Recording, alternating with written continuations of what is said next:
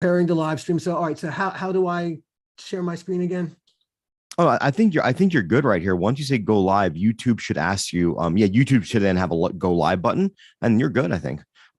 Here's what I can do real fast. How are people going to ask questions? They'll put it in the YouTube chat. Oh, okay. So it won't be live. And I'll monitor the chat for you. Okay, first ever. So I am one person watching now. We have okay. Okay, so you're live. We're live, everybody. So what I would do is click on the YouTube and tweet that real quick. Wait. Say that. You lost me completely on that. Here, I'm gonna send you a link. Okay, I'm putting a link. What are you asking me to do? Or I'll tweet it. How about I tweet it, then you retweet it? I'm not sure what you're asking me to do. I'm going to tweet the link for the YouTube stream for people to log in.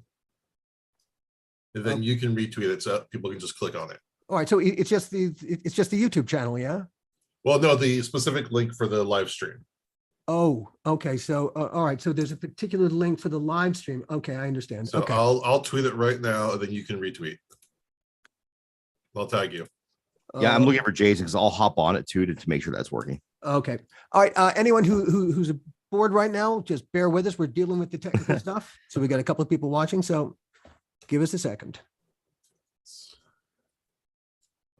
Good. We're definitely live though. We're good. Groovy. Okay, perfect. Okay, cool. Okay, so I just tweeted and tagged you, Al. So just retweet that real quick. Give me a sec. Let me find that. Oh, there we are. I see it. Okay.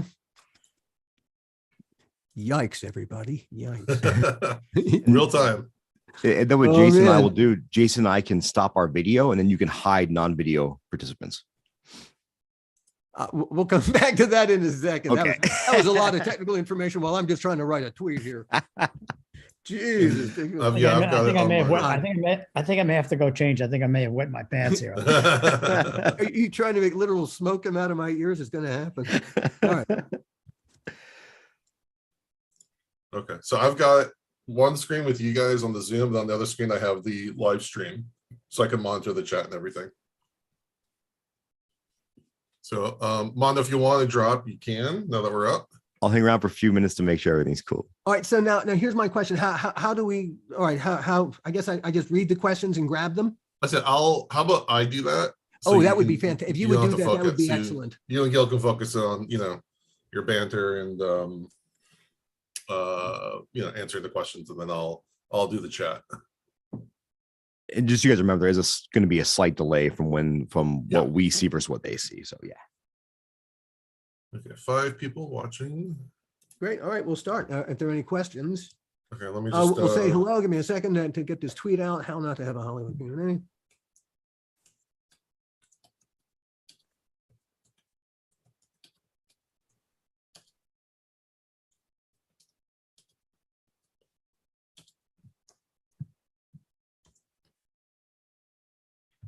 All right, retweeted. Okay. Nope. All right, got it. And I'm going to record this as well, everybody. Yes, hit record. And should I do as well? Yes, you should record this as well. Okay, you want to give me permission? Oh, yeah, man, everyone's asking. I think only one person can record on the meeting, so only one person can. Yeah. He can't record local files. Oh, yeah, maybe? Yeah, he can. Yeah. All right. Stop. It says host disabled participant screening share. That's okay? Because I tried to go, a record, sorry. Oh, yeah. Different button. All right. So we are, where are we?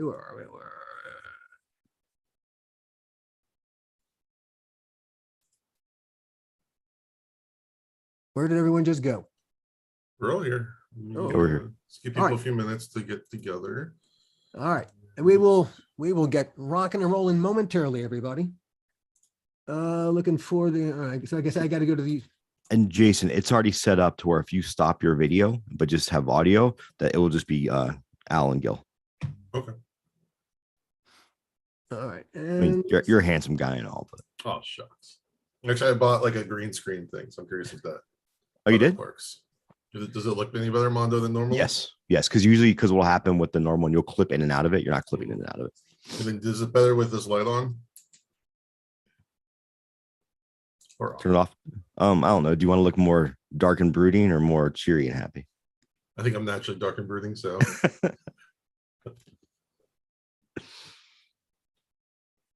There is a bit of a delay, isn't there? yeah. That's There fine. is, because if it was real time, it wouldn't be able to keep up. It would just be all choppy video and choppy audio. So it buffers it a little bit. Okay. Especially what one should be looking at that. So I shouldn't be looking at except the YouTube. Yeah, don't worry about the YouTube. I'll take care of that. Yeah, Yeah. Jason, take care of that. I'll just go look at the Zoom because otherwise it's too confusing. Oh, yeah. Okay. so Mondo, you still have access to our Instagram, All right. right? Yeah. Yes. Can Yes. can't you do like a link through a story or something? I'll try. Okay, I don't have my phone right now, so.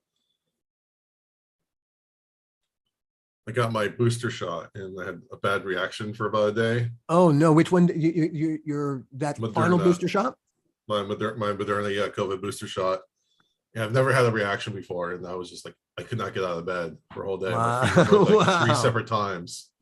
What So a I like, funky thing it is, isn't it? yeah, first thing I wanted to do was change the sheets, but I think my brain was a little foggy, so my phone was on the sheets, so it went for a ride. Oh, that's how your phone ended up. Oh, in the no. toilet. Oh, yeah. In the washing machine. So as soon as we're done here, I'm gonna go to the phone store.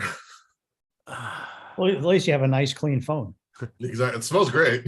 It won't turn on, but it smells great. I got the booster last week in LA when I was in LA, and so my wife and we were worried about the next day we're flying.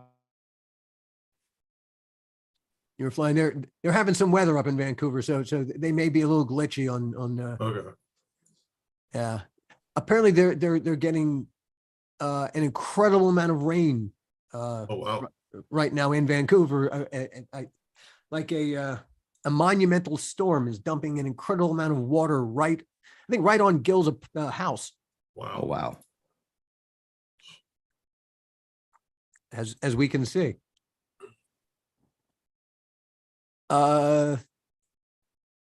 We can wait for Gil to come back. We can Yeah, keep we'll wait a going. few minutes. Okay. Let's see. We've got 4. We still have 4 people watching. We'll 5 now. Okay. Perfect. Hopefully we get some more. Hello, everybody. Let's see. Let's Thank see. you. Thank you for joining us. Those of you who've joined us so far. Dip, yeah.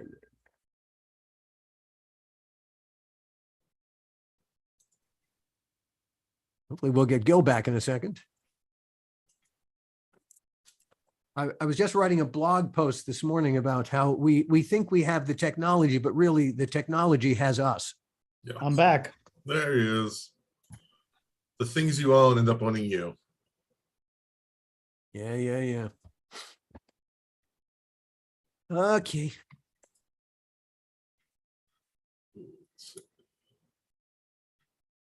So we'll hold the big announce about Fear Itself, Dead Easy Yeah, let's wait for, for that. for a little later in the.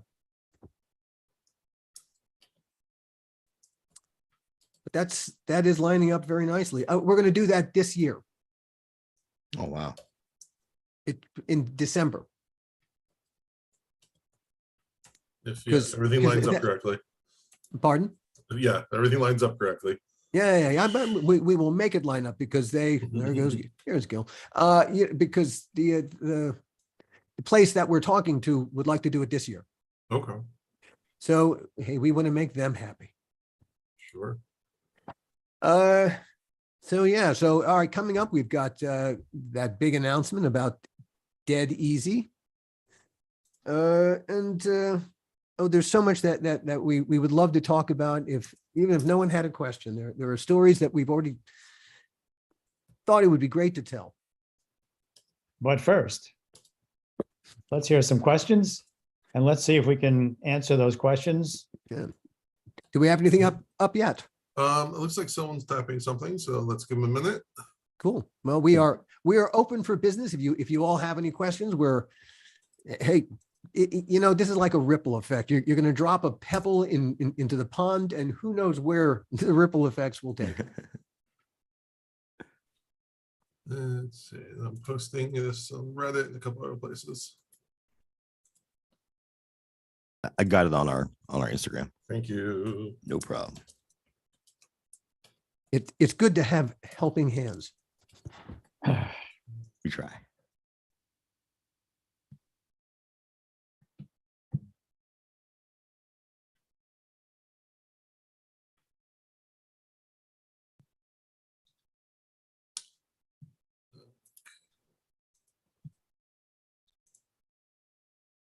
Yes. So, well, in the meantime, we're waiting for this question to tap out. Alan, if the questions are slow in coming in, we could actually ignore everybody and use this as a working session, continuing on a project. Indeed. And they would have a bird's eye view of two guys working. One of the things that we are doing, with our plans for the future, we're going to add one or two subscription levels to the How Not to Make a Movie website. And among the things that will be behind the paywall will be access coming up to a certain script. But there will also be bonus material that we're also going to put there that will be in stuff that's even more wow than the stuff you hear during the regular podcast.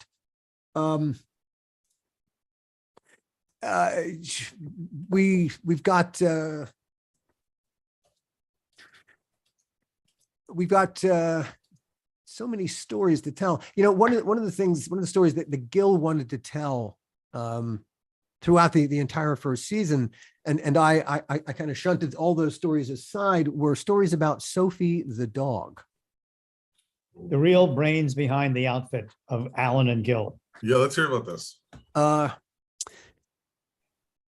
My last year at Vassar, I shared a house with a bunch of guys, and actually one of the guys who I shared a house with was the actor John Tenney. He was our housemate. He was a freshman, and we had a friend who had dropped out of Vassar for money reasons. She'd become a stage manager, an equity stage manager down in New York City. And they were doing a show that was about to close that had a bunch of animals in it. And one of them was a German Shepherd puppy. And the show was closing. They had to get rid of the animals. And so our friend said, "Hey, would you guys want a puppy?" And so, hey, a bunch of college guys in the house said, "Sure." And, we took the puppy. The deal was that at the end of the day, I would keep the puppy. And the puppy was German Shepherd. We named her Sophie. And we named her Sophie because at that time, Bette Midler had come out with, her first big album, The Divine Miss M. And the Boogie Woogie Bugle Boy was a big song. And so, she told as part of her act when she was at the baths at the Ansonia Hotel, she would do a bunch of Sophie Tucker jokes. Let's see if I can remember one. I was lying in bed with my boyfriend Ernie, and he turned to me and said, "Soph, you got no tits in a tight box." And I said to him, "Ernie, get off my back." I was in bed with my boyfriend Ernie, and Ernie said to me, "Soph, I'm going to get me a young girlfriend." And I said to him, "Ernie, you know what? I'm going to get me a young boyfriend. And I promise you, Ernie, that see if I get the punchline right, that 20 goes into 60 a lot more than 60 goes into 20. There you go. And so, she told all these rather, these jokes. And so we named the dog Sophie after the Sophie Tucker jokes that Bette Midler told. So that's how Sophie, the German Shepherd, got her name. She happened to be an amazing dog, a great traveler. We drove together twice across the country Wow. when I moved out here. And What breed? she was a German Shepherd, German Shepherd. Okay. and just amazing. She ultimately lived, she lived to about 15, 16. But all right. So when Gil and I, before we did Tales from the Crypt, when we'd work at his house or my house, if I had the dog with me, I would bring Sophie the dog over. And so we always worked with Sophie. Now, it so happened that we worked for Dick Donner. And Dick Donner at his offices on the Warner Brothers lot, they had dogs because Dick was a huge, huge animal advocate. And so there were always dogs in Dick Donner's office, which gave the place a great feel. You know, a dog in the room, even a working space, as long as it's a dog that's good at being in a work environment, it has a really cool impact on the room. And yeah, hey, since we weren't working at we never worked at a studio. We always, at Tales from the Crypt, we moved from warehouse space to warehouse space to warehouse space every year, which is a story unto itself. But you know, because it was our space, we could do whatever the hell we wanted with it. And so, you know, we liked having a dog. So, you know, Sophie went to work with me every single day. And, you know, we would do sometimes casting in my office, sometimes casting in Gil's office, and Sophie was part of the casting process. And it was always quite amazing, the impact that having a dog, but Sophie in particular, would have on a room when actors would walk in, and except for the occasional actor who was afraid of dogs, but Sophie was very cool, and she was never forward. She sat back and just minded her own business. But most actors would come into the room, see the dog, and they would, if they were nervous, they'd stop being nervous. And then suddenly, I don't know, they would just be. And you know, one of the things that I don't know, when it comes to casting actors, and we've cast a lot of actors, me personally, the last thing on earth I ever want an actor to do is act. I want them to be. I want them to be as honest about themselves emotionally as they possibly can be. And it's funny, the impact that Sophie the dog had on actors when they walked into the room. Most of them found it a lot easier, just in my experience, to be honest, to be more honest, to be more themselves, to be more relaxed. The acting therapy dog. Oh God, yes, Yeah. It was tremendous. Well, you're not being totally truthful, Alan, because I mean, Sophie the dog was also an exceptional writer. Oh, True. God. I mean, You we know, would get into the room together, and you know, we would start working, and we would constantly be looking at Sophie, seeing if she thought it was a good idea or not. So she really, not only with actors, but she really knew how to deal with writers. she was a consummate, yeah, everyone who walked into the room, see if I have the Vosberg piece. I don't have it. I should have pulled it out. We've got we'll post it on the blog. Mike Vosberg did all the, you know, every episode had a crypt cover, and the artist Mike Vosberg did all the crypt covers. And he did a crypt cover of Gil and I working. It was not for the show, but just for the two of us. He did of the two and I working, and Sophie really being the brains of the operation behind us. It was a gift that Mike gave to us, and it was I still have that, Yeah, and it's the most cherished gift that I think I have from Tales from the Crypt. that Mike gave us. Everyone knew that, you know, Sophie really. I mean, Sophie was the whole place really loved Sophie the dog, and occasionally she'd go visiting other people. She was very fond of F.A. Miller, our production manager. She loved F.A. and F.A. They had a great relationship off to the side. Sophie was great. There was, in her entire 16 years of existence, she was only aggressive toward one person. Only once, one person. It was our first Joel Silver. Season. Pardon? Was it Joel Silver? No, alas, it was No. not. Alas, it was not. It should have been. It was not. Our first season on the show, we were working, the warehouse space was it's no longer there, the A1 Globe Pasta Factory on Venice Boulevard in Culver City. And we had set up shop there. I had an office way at the end of the hallway. And Gil and I went to a meeting with Philip Noyce. We'll digress for a second to talk about this crazy meeting. We went to a meeting. We were invited to a meeting by Philip Noyce and Wes Craven. And Wes Craven and Philip Noyce had just done a pilot for NBC called Nightmare Cafe. And the way that Nightmare Cafe got on the air to begin with is a weird story. Wes Craven is supposed to have lunch one day with Brandon Tartikoff, who at that time was running NBC. And that morning before he goes to have lunch with Brandon, he's sitting at the breakfast table in his house, and his wife is there and his teenage son is there. And he's lamenting the fact that he's got to have lunch with Brandon. Brandon's going to want to hear him a bunch of ideas for shows, and he's got nothing. And his son says two words, just two words. He says, Nightmare Cafe. And Wes says, I love it. And he goes to have lunch with Brandon Tartikoff, and Brandon says, so Wes, what do you got? And Wes Craven says those two words, Nightmare Cafe.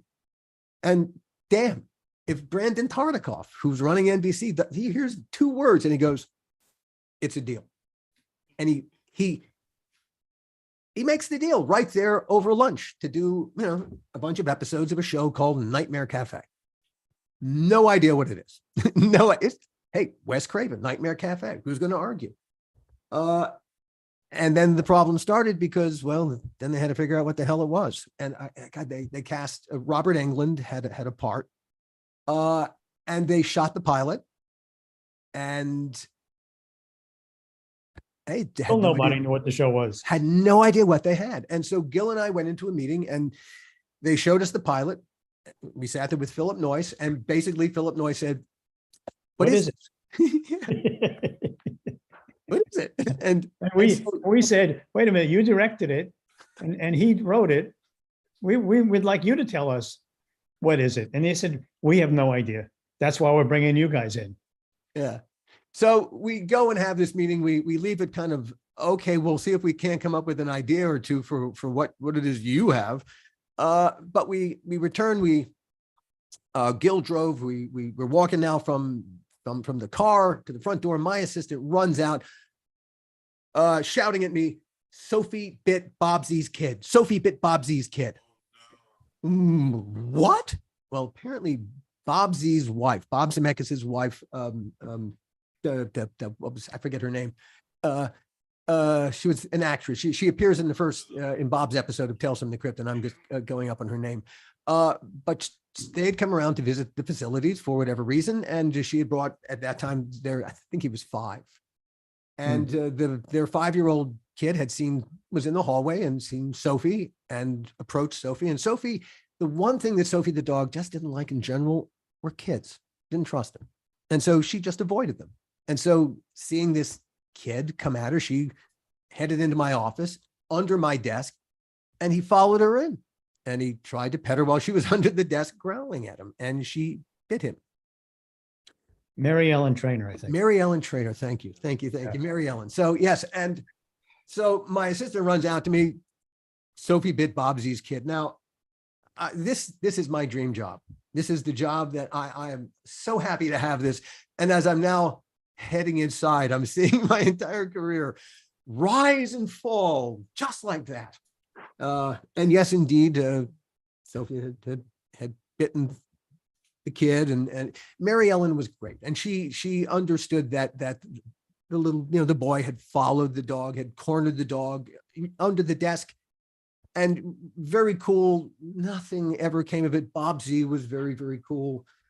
But we did spend that afternoon thinking about, what is Midnight Cafe? Suddenly Midnight Cafe became, hey, that might be the show where we have to land after this. So that was Sophie the dog. All right, we got a Sophie couple was questions coming in. just the best thing that's have in the office. We just loved her. We would sometimes act scenes out in front of Sophie and get a reaction from Sophie or one way or the other. And and she was up there for Bordello with Blood. She was oh yeah. She didn't warn you? Tried. Dumb humans, we just don't listen. Yeah. All right. We have a couple questions. Really? This first one, and I'm sorry if I'm not going to say this name right. Ojama Job. He says, I do have a question, but I don't know if you can actually answer. Okay. what is this project you talked about that has to do with the Crypt Keeper's soul? And does it have anything to do with Kevin's secret? The Crypt Keeper's Soul. Well, this is the project that Gil and I are working on right now. We could talk about it a little bit in the sense that, Very little. there's a desperate need for something different in horror right now. It's a very exciting time for horror. These are hard times, difficult times, which are good times for horror. But I don't know, for my money, I see a lot of sameness. I see a lot of the same everything. And so one of the things that as Gil and I looked at each other as we decided to work together again was, how can we take what is and go someplace that other people aren't? And so that's the first thing that we're doing. I think we're doing something kind of, I don't know, I'm going to pat ourselves on the back. Yeah, I think kind of cool, innovative, and fun. We've told the story. We've mentioned that people would love to have Tales from the Crypt back. And the unfortunate truth is that it's probably never going to happen. Simply because, Tales from the Crypt, based on the EC Comics owned by Bill Gaines's family, that's one thing. The Crypt Keeper that is depicted in that is a human-looking character. When the Crypt Partners began to put together Tales from the Crypt, and they got Kevin Yeager to come in and begin to do designs for a Crypt Keeper, as they began to do designs for the Crypt Keeper, well, that wasn't part of EC's intellectual property. This was something that Kevin was creating, that the Crypt Partners ultimately owned. So when they got to the end of the day, Bill Gaines's family were not happy with Joel, and they felt that Joel had not treated Bill Gaines as he should have. And this is all, this is debatable, this side, that side, I don't know. But the thing is, the Bill Gaines's family, they will not do business with Joel. And so the source material, the EC source material of Tales from the Crypt is over here, and over here is the Crypt Keeper, which is owned by Joel Silver. And so because they won't work together, well, Gaines' family won't work with Joel, the Crypt Keeper and Tales from the Crypt are in essence perversely divorced from each other. But that doesn't, which led us to thinking maybe there's something we could do that would take us from the theme and the tone of what we all loved about that show to something that was very different from that show, had no relation to that show. Yeah. But still felt the same in terms of the emotion.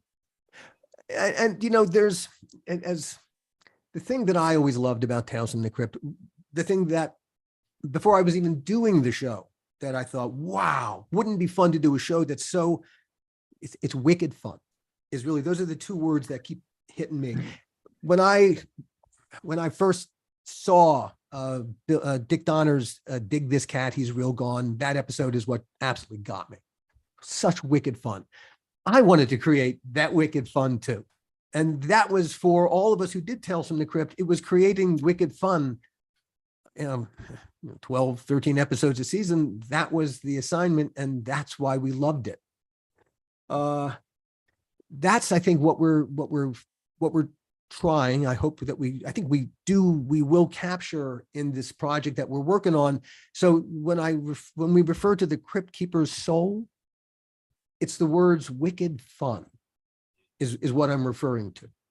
So I hope that comes close to answering your question about what's coming, and hopefully, well, hey, there are forces beyond our control. We'd have it in front of you all sooner rather than later. Where did you refer to the Crypt Keeper's soul, like the term? Because I might be blanking, but I don't think I've heard that before. The Crypt Keeper's soul. Well, Gil and I, we used that expression. I think we were talking about the show that we're working on, and trying to describe what's at the core of it, and we described it as having the Crypt Keeper's soul. And then what about, I don't know what this is either, Kevin's secret? Now I don't know anything about Kevin's secret. That you'd have to ask Kevin. So this is Kevin Yeager. Kevin, yes, and I don't know what secrets Kevin Yeager is keeping. We have another one. Excuse me, from Kevin Sparks. Kevin Hey Sparks. guys, big fan of Tales from the Crypt. Cool. We never got the Tales from the Crypt trilogy films because of the flop of Bordello Blood, or did we? Have you guys ever seen Ritual, which stars Jennifer Grey and Tim Curry? Is Ritual was that released as the third crypt film? Yeah. With the If I have to ask about it, obviously the answer is no. Is that, No, I is haven't that- seen it. It's haven't seen Jennifer it Grey either. and Tim Curry. Yeah, I haven't seen. I've seen they did. I think they just did the movie and then they filmed Crypt Keeper segments for the opening and ending. Huh. They I had slapped it on. nothing to do with them. Everything Yeah. else I think is coincidental. Oh, wait a second. Was this Harvey? Was this a Weinstein show? Sounds Wait. like it, but let me. Because I think if I remember correctly, there was a conversation where they made the movie and it wasn't up to snuff from their point of view. And so I think they approached Joel about using the Crypt Keeper as a wraparound to see if they could call it a Crypt Keeper movie. Yeah. I 'Cause kind of there- remember there- something about that. That sounds. I mean, there was an sounds like it, obligation to do you to do 3 features. Mhm. And so the fact that they even went and released the third, someone must have been holding someone else to a release schedule. Right, You know, they could just as easily have let it go. right, and yeah. Eventually, I feel obligated to review that movie on the Dads from the Crypt podcast Hey, because it has the name on there. I don't go to town. I don't want to watch it per se, but I feel like it's part of our mission statements to cover all things Crypt. Yeah. Hey, man, you took up the assignment. I'll bear that cross for my listeners. I'll listen to the episode. That's as close as I'm going to get to watching that freaking movie.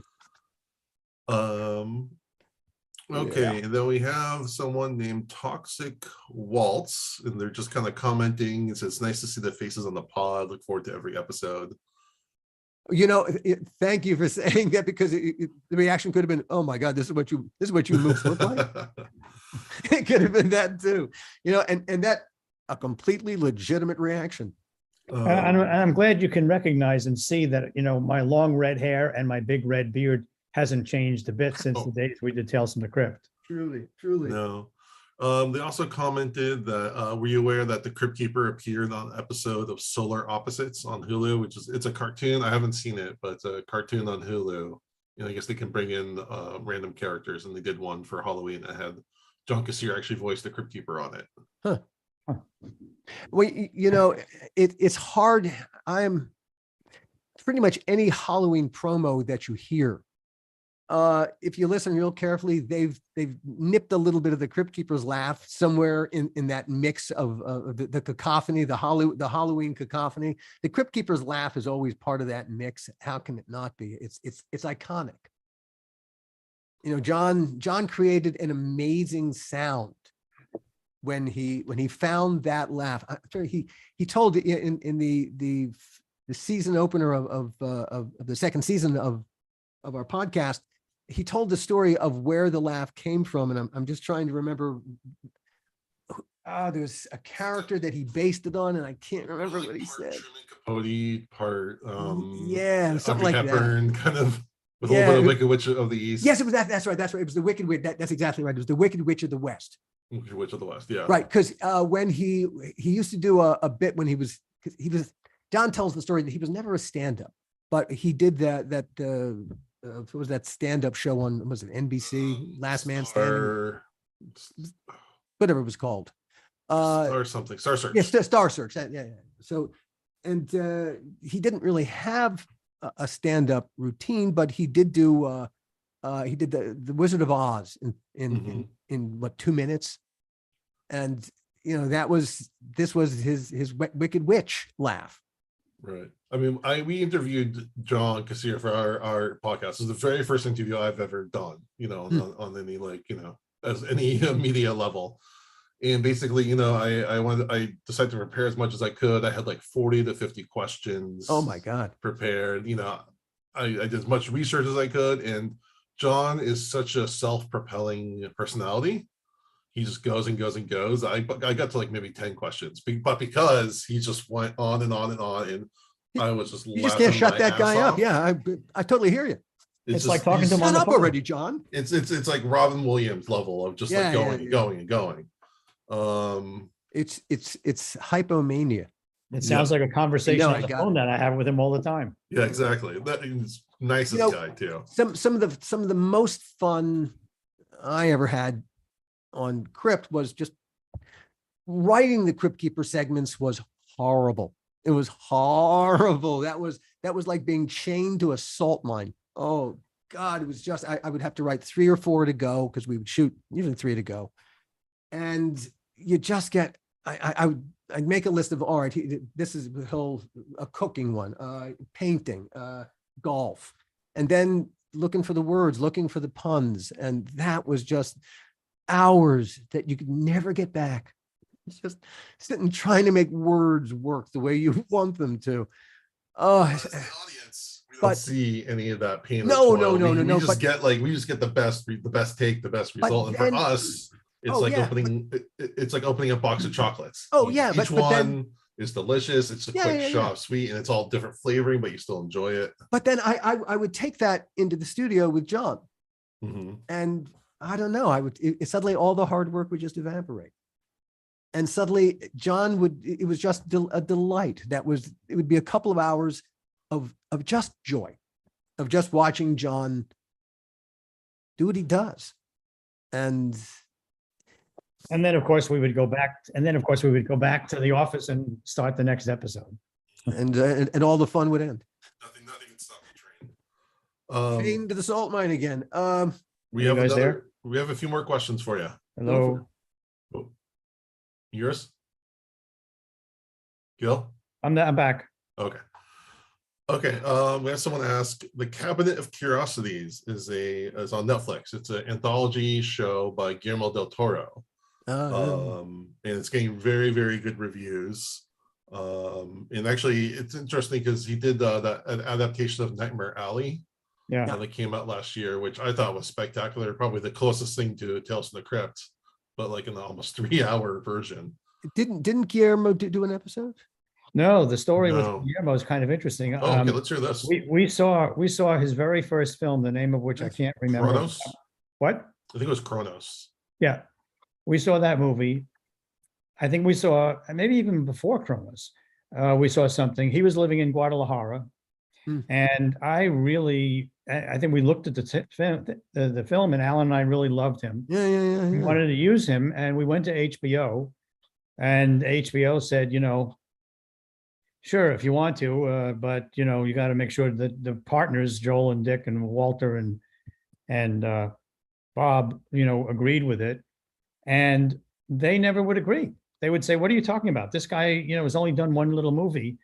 He can't do a Tales from the Crypt. We're getting, John Frankenheimer, Billy Friedkin. We're getting all these big name directors," and they would never agree to let us use Guillermo. And I had to call Guillermo. I never forget this. I had to call him in Guadalajara because I had said to him, "I really want you to do this, an episode of our show, and I'm going to get back to you. I just got to get some clearances done, but I'll get back to you, and we'll figure it out when's a good time to get you up here." And I had to call him and tell him it wasn't going to happen, which was the hardest call I think I've made in my life at that point, maybe even up till now, because I really, really wanted him to do a Tales from the Crypt. That's weird because when you look at someone who's going through the episodes one by one, there's a lot of people who have never done any directing. They might have done some writing, but never any directing. Got to do episodes. Well, one of the things that the executive producers used Tales from the Crypt for was their directing lab. Sometimes they would be favors. Yeah. And sometimes they would be writers in particular that wanted to direct, and they had projects in mind. Peter Iliff was one such guy who Dick Donner wanted to produce something that Peter had written, and he wanted Peter to cut his directing teeth on an episode of Tales. And so we had that on a fairly regular basis. We had, I remember our first season, a guy named Michael Thau directed an episode. I don't know where Michael is these days, what he's doing, but Michael was connected. He was his dad was Benny Thau, who had worked for MGM. And I think Dick in particular had some kind of relationship with him. And Michael was looking to try to break in. And so we were doing a favor, and Michael was going to direct. And Michael, best of intentions, but he was not really up to the job. He wasn't as prepared as perhaps he could have been. On the last day of that shoot, I was in my office. We were at this first season on the show. We were at the A1 Globe, and I don't know where you were, Gil. Normally this would have gone to you, but I guess you were out you might have been on a recce doing something. And so they came to my office and they said, you better come down to the set. It's completely shut down. The cast won't work with Michael. And so I went down to the set, and going up on the actor's name, who was the lead in Michael's episode. He had just come to the end of his rope with Michael because Michael was indecisive. And actors would really, I think in my experience, they prefer directors who are specific. Vague is very hard to act. Specifics. And Michael couldn't make up his mind about anything. He was out of his depth. And so our lead actor had gotten to the end of working with Michael, and he was just he just wouldn't do it. And so, so the rest of that afternoon was being liaison between Michael Thau, the director, and his cast. And we finally got it done. So it could be very problematic, but we also got, Michael J. Fox, the first thing he ever directed was an episode of Tales from the Crypt, a wonderful experience. Tom Hanks, the first thing that Tom directed before he did his first feature, that thing you do, was an episode of Tales from the Crypt. And working with Tom was a blast. I think I was on the soundstage on one of our episodes mixing. And when we're on the soundstage, it's very hard to get people because you don't have your cell phones on or anything. Right. And I think at one point you were well into this and said, you got to go, forget mixing us. You got to get back to the stage. Yeah. They're not shooting. Yeah. And it was like, what do you mean they're not shooting? Because we would never let that happen. That was death, because we didn't have the time or the money to have time down. So I remember saying, what do you mean we're not shooting?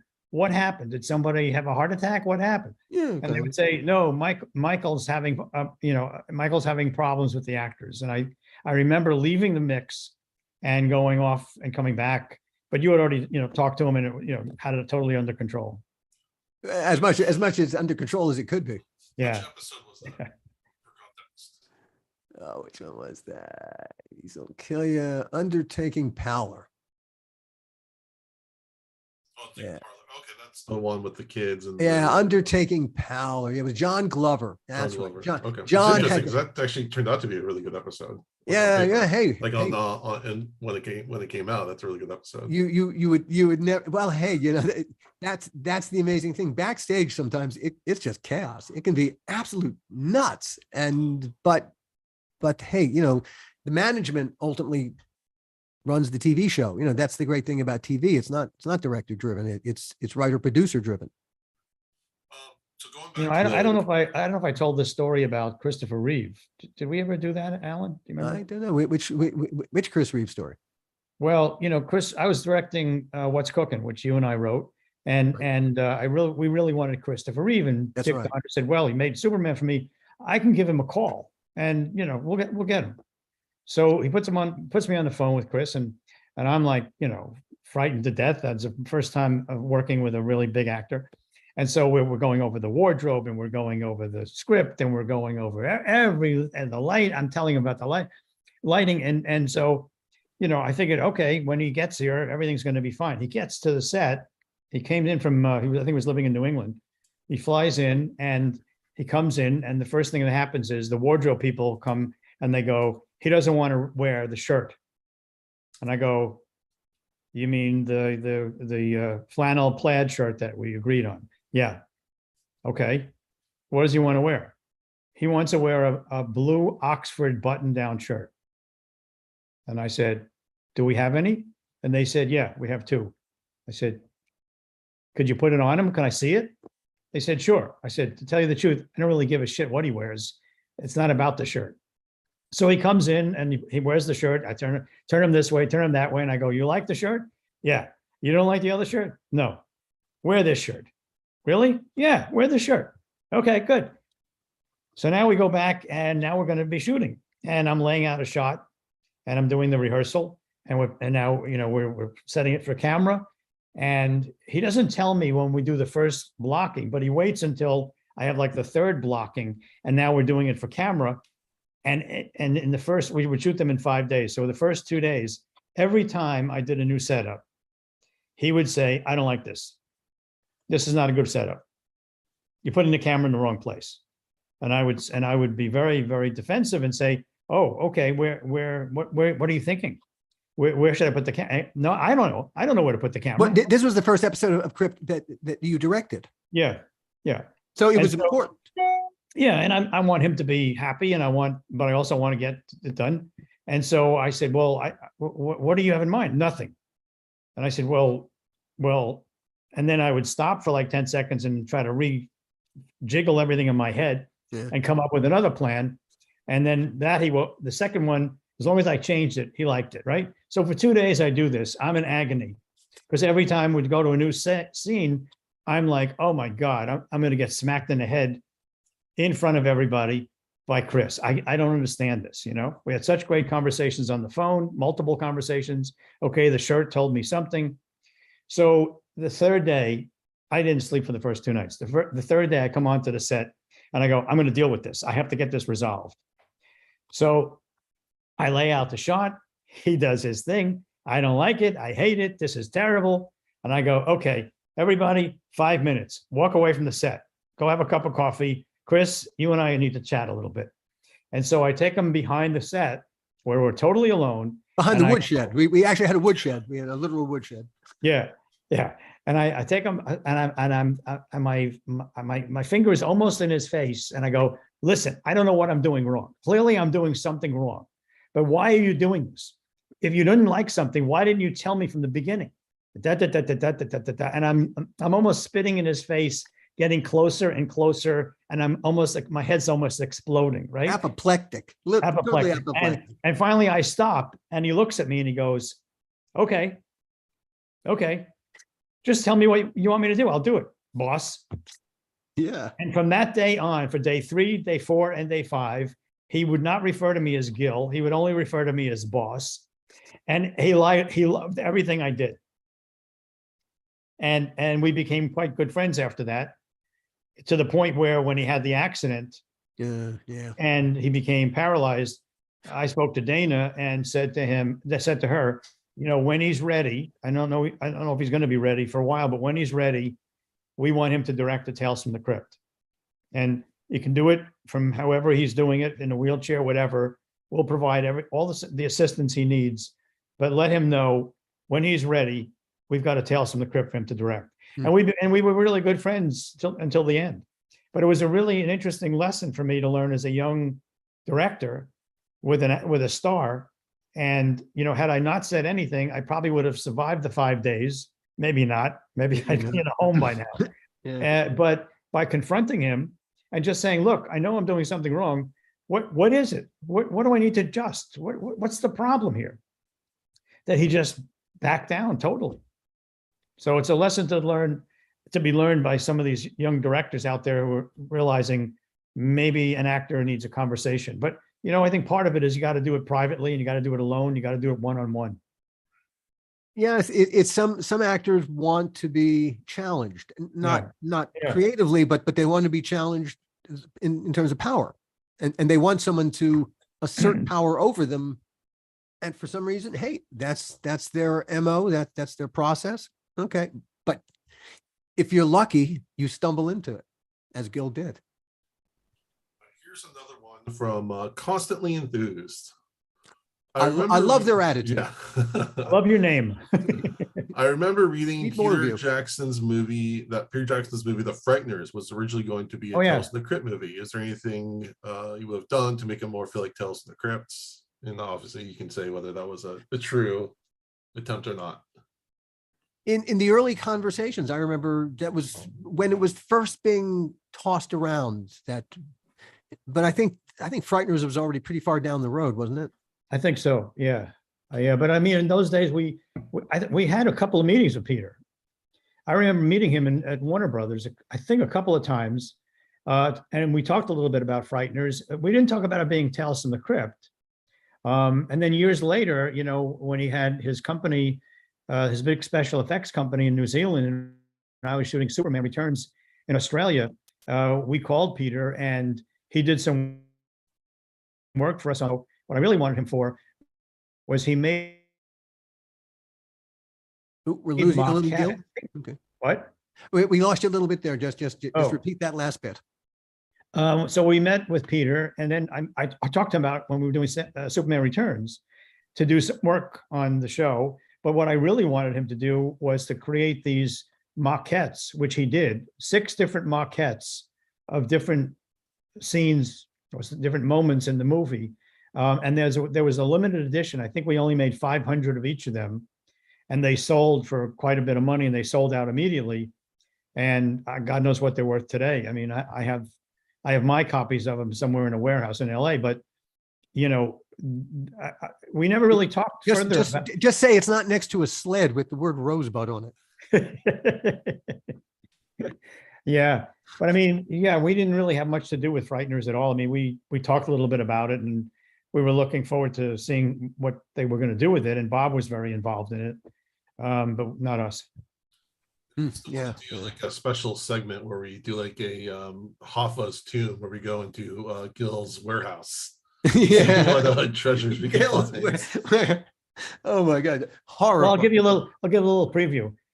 In Valkyrie, Tom Cruise has a glass eye Mhm. in a little cup, sort of a metal cup. I'll say no more.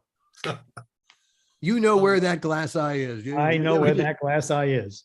All right, actually, I want to hop in with a question of my own. for I it. want to talk about Superman Returns because I was a big fan of that movie when it came out. I really enjoyed it because I was as a little kid, I watched the Donner Superman movies, and then Sure. you know, growing up, and you know, I You'll started really watching- believe a man can fly. Yeah, and then I started watching the X-Men movies, you know, when I was a little bit older as a teenager. So was there ever a thought of bringing back Gene Hackman to that movie, or is it all supposed to be recast? It was always thought to be recast. Yeah, we loved Gene Hackman in the original. Mhm. I think it was quite a number of years since he had done that show, and it might have been. I think he was too old to do it, to tell you the truth. But Mhm. it was never really discussed. We really talked about who would give us that kind of quality, because he was great in that movie. Mhm. But someone more contemporary. Right. And I've always wondered, like, where would the story go next? Was there any talk about that before, you know, they decided to go in a different yes. direction? Oh, sure. The director and I spent a lot of time talking about where it would go next, because, you know, what we had was, well, first of all, we had an illegitimate child, right? Which was really a bone of contention for the studio. And I was not concerned about the studio so much. I was concerned about the estate. And so I went to the estate and I said, look, if you guys tell me this is just in bad taste, or Which it's just which not estate? part- Whose estate?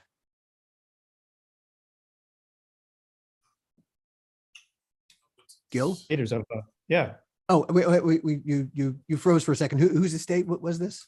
Schuster and Siegel, the original creators of Superman. Gotcha. Okay.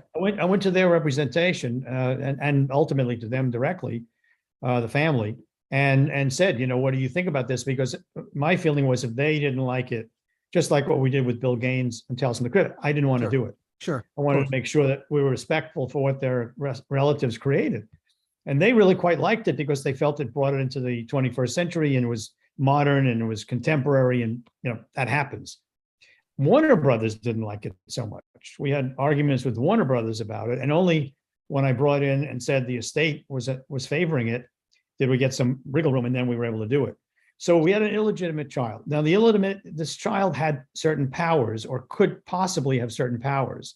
And there was a conversation where if we did another one, what happens to this child? Maybe it's 10 years later and the child isn't, you know, years old, but he's 15 years old. He's a teenager, but he also has certain powers, but he doesn't have really well control over them and what would happen. And that's as far as we sort of got about talking to each other about, well, what the sequel might be about. And then we had a lot of other ideas and thoughts about what else could happen if that wasn't the case. But we all sort of really liked that idea because it was sort of endemic to the character, and it kept it in the family, and it kept it in the power, in the system of power that Superman had.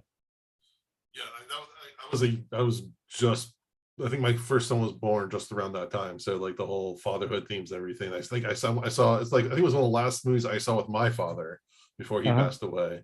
So the fatherhood themes really hit home with me, especially at that time. Yeah. But I thought it was a great reinvigoration, a good setup for what could have been a great series of movies.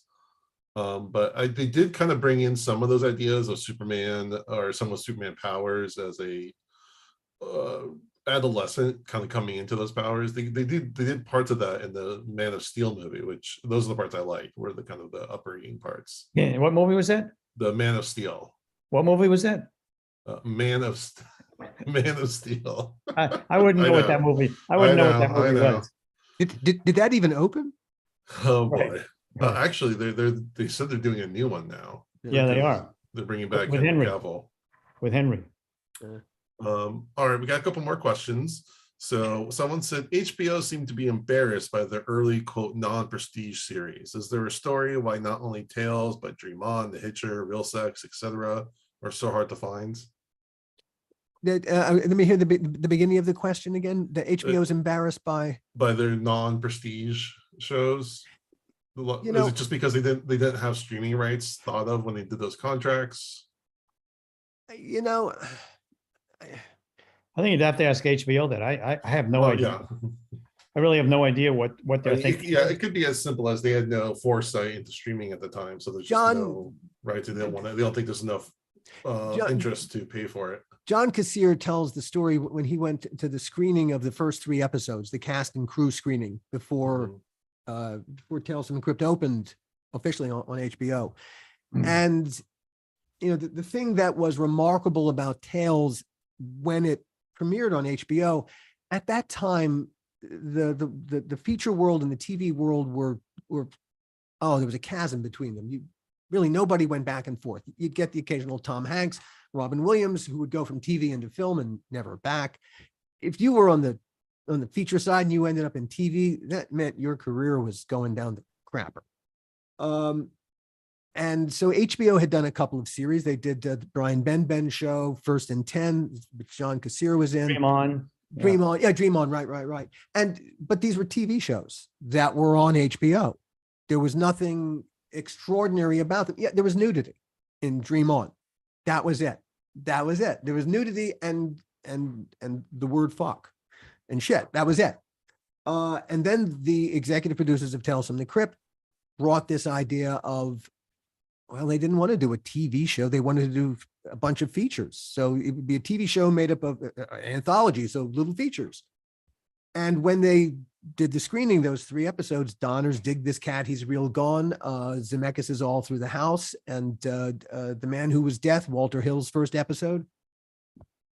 And as the cast and crew watched it, one of the crew said, wow, this is great TV. And the guy next to him said, it's not TV, it's HBO. And the HBO executives in the row ahead of them turned and looked at the guys and thought, wow, that's exactly right.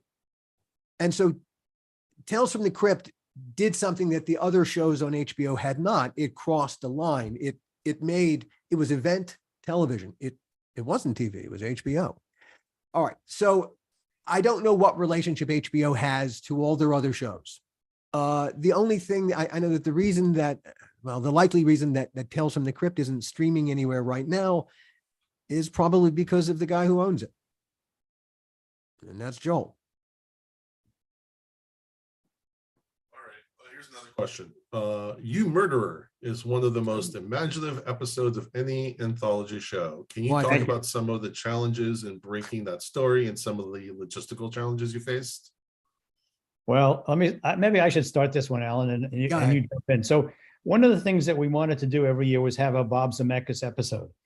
Only Bob Zemeckis would always say, I'm not doing something that I did before. It's got to be different.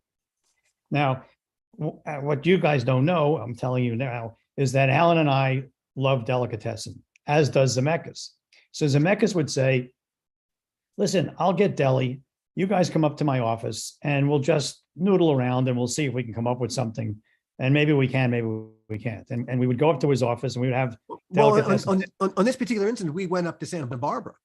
That's right, to his house. Yeah, we went to his house and we Yeah. had a very nice lunch. It was a Yeah. special lunch. Really great lunch. Yeah, it was. Actually, I remember exactly what we had.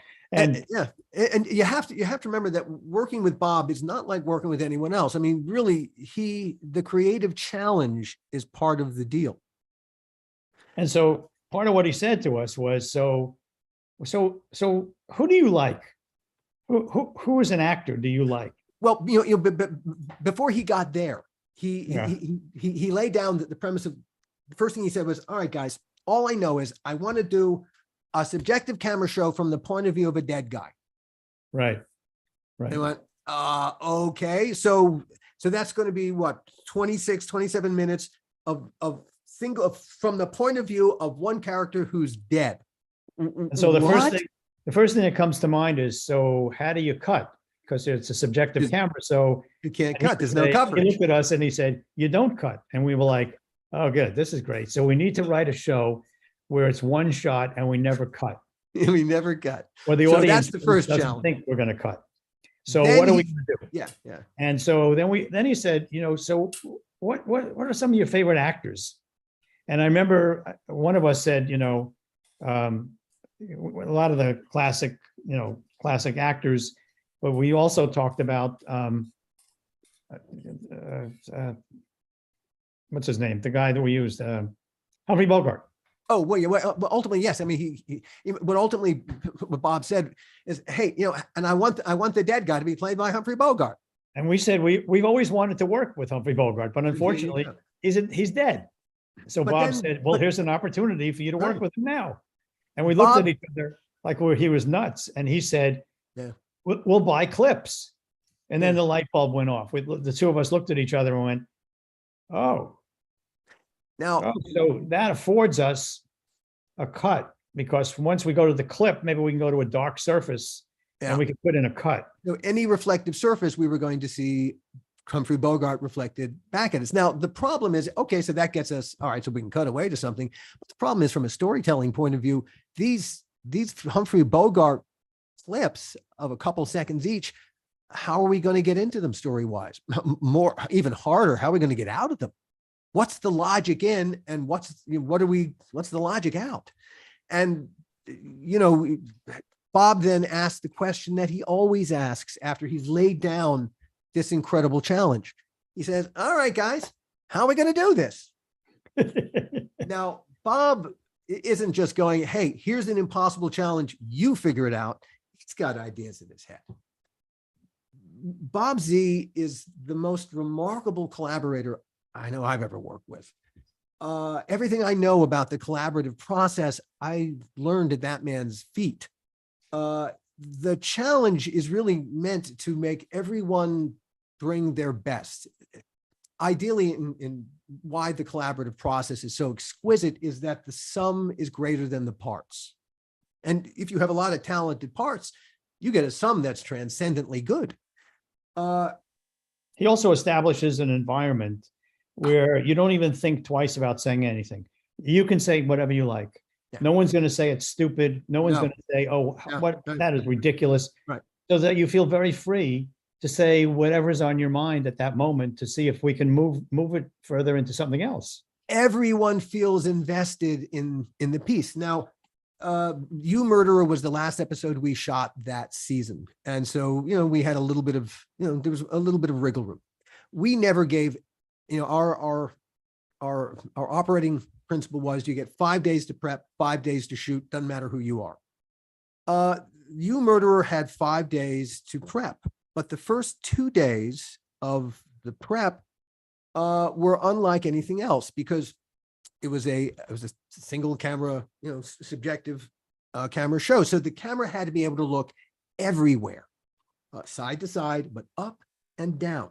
And so we built Greg Melton, our incredible production designer, built what we call a 4-wall set with 4 walls, but ceiling, floor. And the first day of rehearsal, we weren't rehearsing the cast, we were rehearsing the crew. And that first day, Bob brought everybody onto our 4-wall set, everybody, craft services included. And as everyone there crowded onto this set, Bob said, okay, guys, so here's where I think this first shot's going to begin. And he went over to a corner of the room and he was pointing to, I think it starts over here. We're looking here. Then it's going to move to here. We got to turn here. And looked at the script supervisor. What happens next? Oh, this happened. Okay, then some dialogue. We have to go over here. Action over here. And then I think we have to land over here on the floor with a turn over here. And he turned and he looked at the whole crew and he said, all right, guys, how are we going to do this? And you could throw down an idea that sort of kind of worked, but you couldn't throw down a bad idea. And in a matter of moments, our entire crew invested in what Bob was doing. This was not Bob's episode. It was our episode that Bob was directing. And in that way, Bob encourages everyone to take full, real ownership, a stake, to become a stakeholder in what we are all doing. In every, I just think for a second about this, because it really meant, because he was seeing the whole scene, the whole set. So you really it had to be lit. So all those angles could be continuous and moving around. So you couldn't light in this direction and then turn around and move in this direction. So from the lighting point of view, it was a nightmare. From the makeup point of view and the hair point of view, well, we're going to see the side, we're going to see the back, we're not only going to see the face. So they had to make sure that that was all working. And the same thing with the wardrobe and even the special effects. So really it affected every department into thinking in a very different way. Yeah, tremendous creative challenge every which way you looked at it. One of the other really fun things about that episode that was just, I think, transcendent. Doing Tales, we got to work with the most amazing people. It was always Kirk Douglas, Tim Curry, Tom Hanks, John Frankenheimer, Sophie the dog. Sophie the dog. Was I just lost my train of thought. Who are we working with? What episode are we talking about? We're talking about You Murderer. Oh, You Murder. Right. Okay. So we cast Isabella Rossellini to play the female lead in the part opposite John Lithgow. And Isabella, when she says yes, she decided that she wanted to play the part like her mom, like Ingrid Bergman, but not just as Ingrid Bergman, as Ingrid Bergman in Casablanca, as Elsa in Casablanca. Well, when I remember going to the wardrobe fitting and watching Isabella Rossellini come out to show us what she's wearing, and we had found her stuff that she looks like. It looks like Ingrid Bergman in Casablanca. Her mother, yeah. And she comes out and she's swirling and she's laughing and she's, oh my God. And she's then telling stories about her mom. And you're watching this off to the side and you're thinking, God, pinch me. This cannot possibly be real. I'm watching Isabella Rossellini try to do her mom while she's telling stories about her. And as a film buff, this is better than anything you could possibly have dreamed the job would be. But we had that experience doing You Murderer. And Isabella, I think she does an awfully good imitation of her mom in the episode. I want to do one more question for now. Then I think we should do the big announcements. Oh, yes. Good idea. And we'll see how much time we have. So we'll do one more quick question. One more quick question. Then we'll do the announcement, and then we'll see what else we got. Okay, this is a fun little question from Toxic Waltz. Was there ever talk of bringing the Vault Keeper or the Witch into the show? It would have been mind-blowing if the episode started and the camera went upstairs instead of downstairs. Oh, what a cool idea. Yeah. Hey. Where were you 25 years ago? Maybe this is the answer to the question. Maybe the answer to the question is to approach the Gaines estate with we create a whole other character. I think there might have been a conversation about those characters, but I think it was going to be too difficult, too expensive. and too confusing perhaps, Mm. if, to an audience. So they really chose on the Crypt Keeper. One of the things I like about the Crypt Keeper design on the show is that it does incorporate aspects of each of the other of all three characters. Yeah. It's kind of a Yeah, composite. yeah. I think that was part of what Kevin did. That was very, very clever. Mhm. But yeah, that was a really cool little twist. All right, well, let's get to Big our news. big announcements. Well, first of all, I'd like to thank the last caller, because I like those questions. His questions, or her questions, were really, really good. Yeah, thank you everyone for your questions. And, Toxic in the best way possible. we might have time after our next part. Take a few more if you have any, so please keep posting them. But Yes, I'll turn yes, it yes. back over to Al. Our big news, probably the second or third week of December. We'll nail down the date. We'll get it, but we're going to do a reading of Dead Easy. We're going to put together a cast with actors, and we're going to do a reading of the second Tales from the Crypt movie that never was. We'll have, like I said, actors. We'll have a little bit of sound. It'll be a little bit produced, but we're gonna try to do it live. And here's the big thing: it's going to be a fundraiser, a charitable fundraiser for the Motion Picture Hospital. Motion Picture Home. The in Motion Woodland Picture Home. Hills. I'm sorry. Yeah, the Motion Picture Home in Woodland Hills. So Yes, correct. we're Sorry. going to ask you to contribute some funds Up to you. Up to you. Yep, to participate in this. Obviously, the more, the better. 100% of the money, 100% of the funds will go directly to the Motion Picture Home. I don't know if you know too much about the Motion Picture Home, but they are located. They have a campus in Woodland Hills. They help actors, anyone related to the film industry over the years, and they help them with housing, with medical. It's just an amazing organization, and it really helps a lot of people.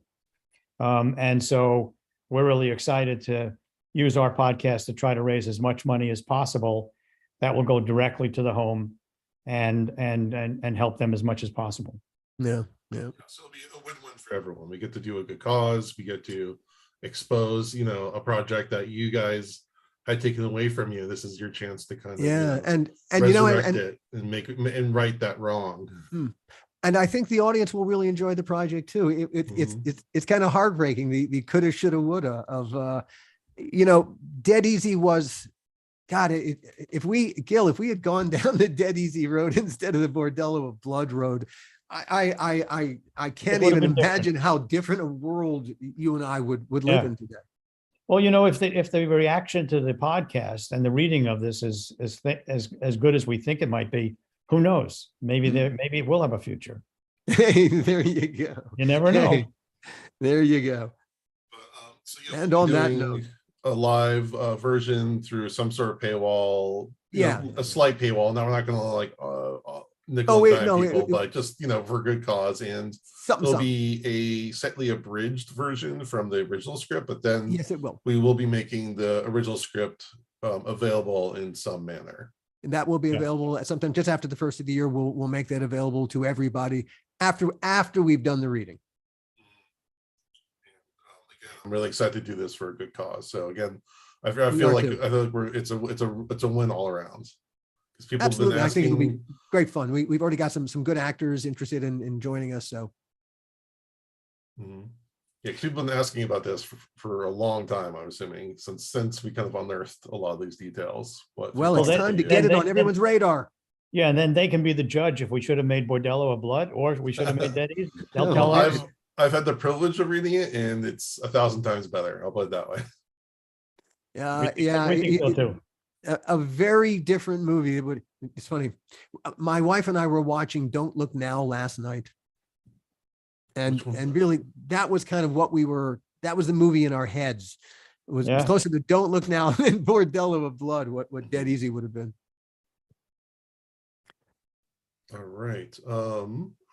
Does anyone in the audience have any questions about the announcement? And while you're pondering that, we had another question come in. That could be interesting. Let's say season 8 did happen in 1997 and it was brought back stateside. Were there any ideas being thrown around? Wow. What could have been there? A lovely question. to be absolutely honest, which is one of the things that we try to do here, by the time we finished season 7 in England, I think we had run out of gas. I think we were on fumes. I know, yeah, I know I wasn't delivering on anything like all cylinders. Our attention had, I know my attention had turned, as we were finishing the last season of Crypt in England, to the science fiction series that we were going to do next. And I ended up not doing it. Joel decided he wanted to go another direction other than me, which is his prerogative. But I think, had we done, I really think after, was it 92 episodes of Tales from the Crypt, I think we had done everything we possibly could. I don't know that we had anything fresh left in us.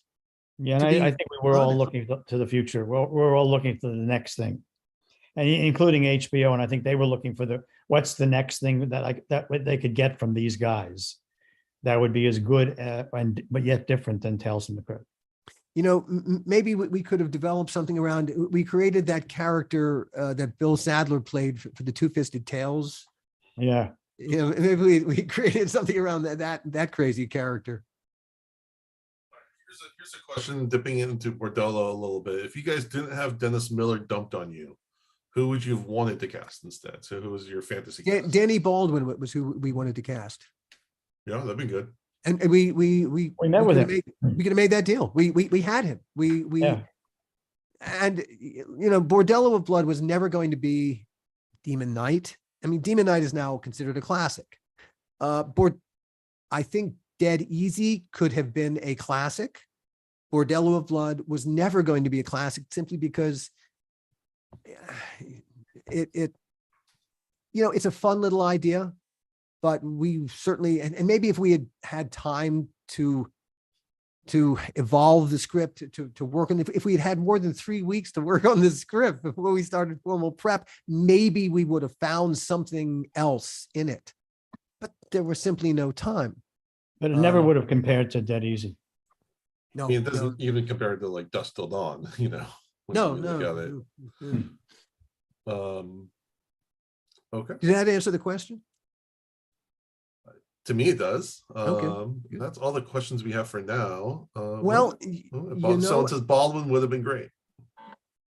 Is there no any more argument. to the story of Perversions of Science? Perhaps there's an upcoming episode of the podcast on it. On perversions of science? Could be a good podcast topic. You know, there absolutely could. I know I've got some hard questions to ask. Sure, I can be an asshole about it. You know, the person I wish, if Scott and Nimmerfro were around, I think it would be a more rewarding episode, because I think Scott had a lot to do with trying to put that show together, didn't he? Yeah, he was very involved in it. Yeah. Yeah. So, And and Seriami designed the girl at the beginning. A Japanese designer who created the lady. she was no crypt keeper. She certainly was not. Thank God. I'll stop talking there. Okay, it looks like we have a question coming in. So All right, we are happy to answer every question that remains. we can banter for a minute. Let me ask this about producing. So it seems like a big part of producing is budgeting, or at least keeping budgeting on track. Oh, sure. How do you learn to get a feel for what something should cost in the movie business? Like, this is what wardrobe should cost. This is what X, Y, and Z cost. Well, I used to have a theory, and that people who worked with me all those years ago, and I see today, look, if I haven't seen them in a number of years, they'll come running up to me and they'll say, they'll quote me what I said years ago, which was a penny spent is a penny wasted. You don't know how much things are going to cost. You need to figure that out. And then you need to figure out, okay, how does that relate to the budget, the overall budget that I have to make the project?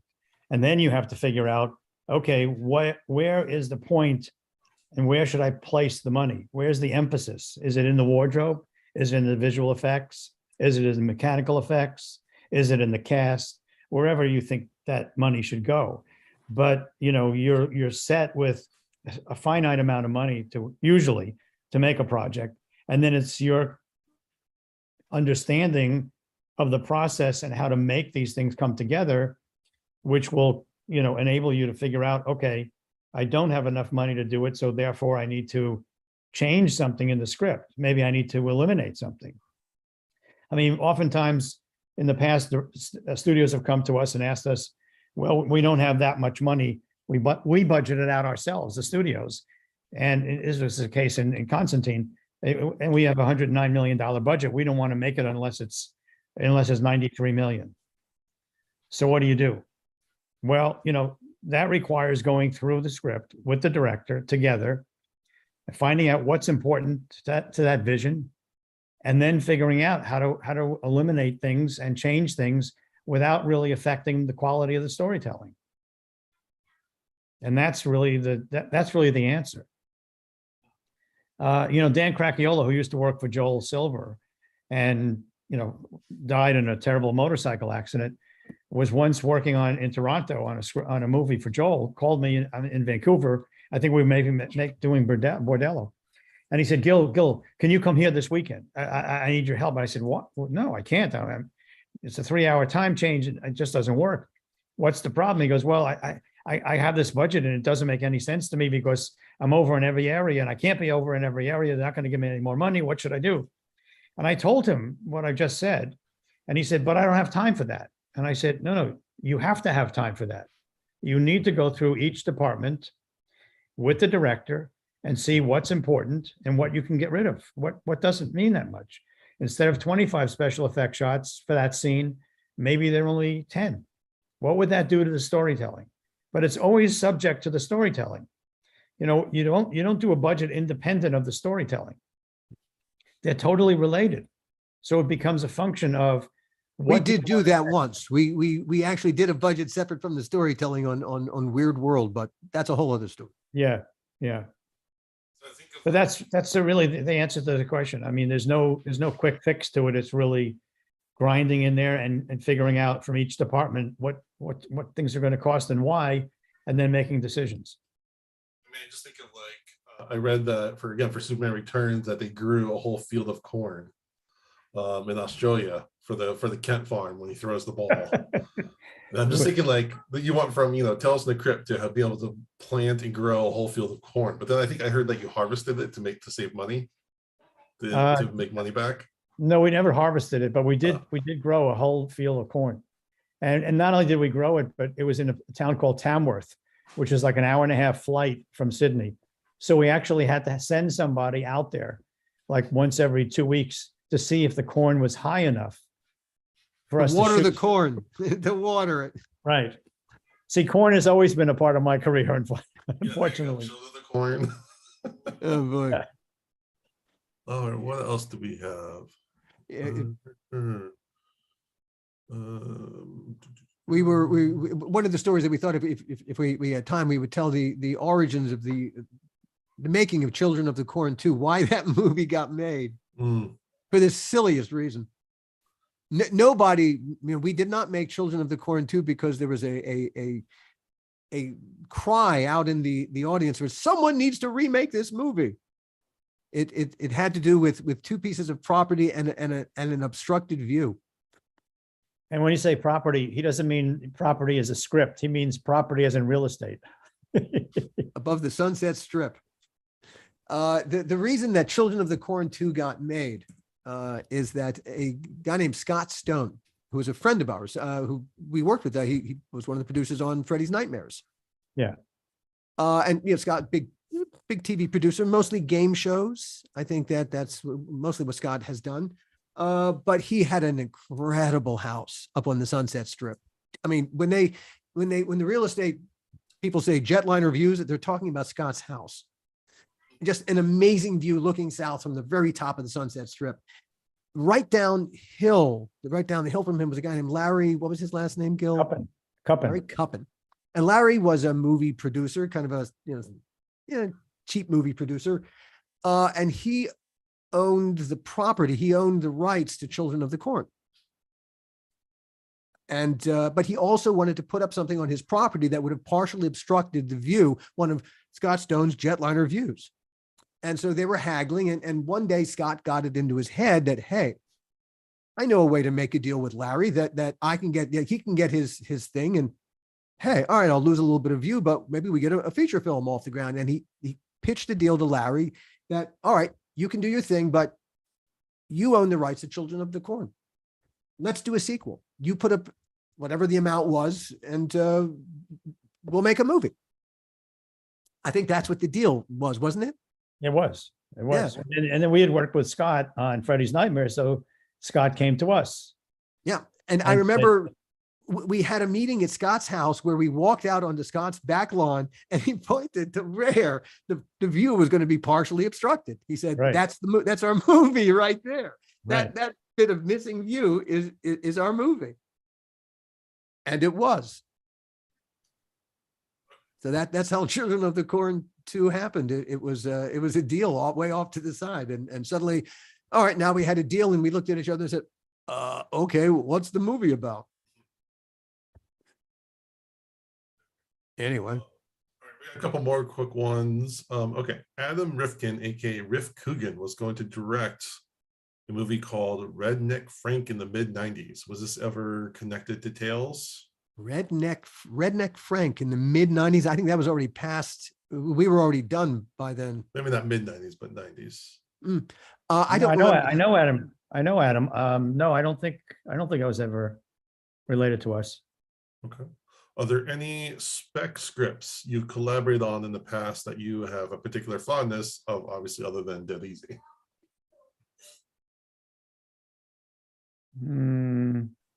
Well, the first thing Gil and I ever wrote together was a thing called Love and Linoleum, which is Gil's Genesis story.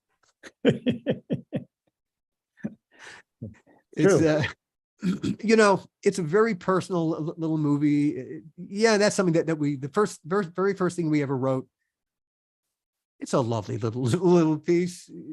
Yeah, so there's stuff out there, but I don't think that's what the question was really asking about.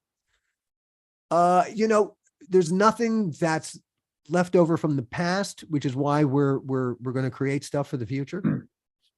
Good answer. All right. Well, I think that should wrap us up.